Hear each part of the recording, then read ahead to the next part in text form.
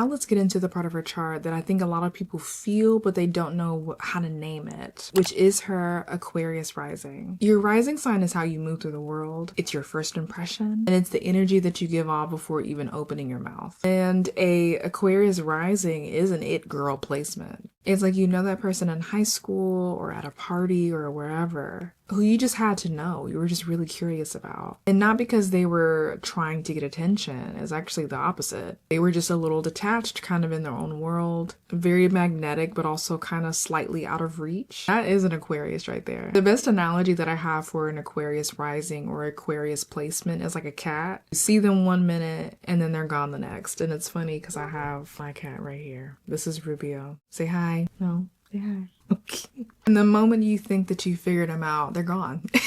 Zendaya's version of MJ in Spider-Man Homecoming is honestly the best case study for an Aquarius rising. Very dry sense of humor, a little offbeat, intelligent, mysterious, and not interested in performing for approval. They really do make their own trends. And even Zendaya kind of described this character as someone who is slightly out of the norm. And it's not a coincidence. That is actually Zendaya pouring into this role in a very nonchalant way. And then there is the fashion. And her Aquarius rising give her red carpet runway appearances such a futuristic, experimental, and captivating vibe. And always like 3 steps ahead of a trend, or she creates it herself, like I said earlier. And this is also where her Scorpio midheaven or her MC starts to kind of bleed in here. And it's not just avant-garde, it's very seductive and also like a little bit of drama, like her and that leg. And these two placements together, her Aquarius rising and her Scorpio midheaven is just energy that you cannot manufacture. And a huge part of the story is her becoming incredible friends with Law Roach. They've been working together since she was 14. And this collaboration is so special. And he has a Cancer sun. I can't find his birth time, so maybe I'll do a birth chart breakdown one day, but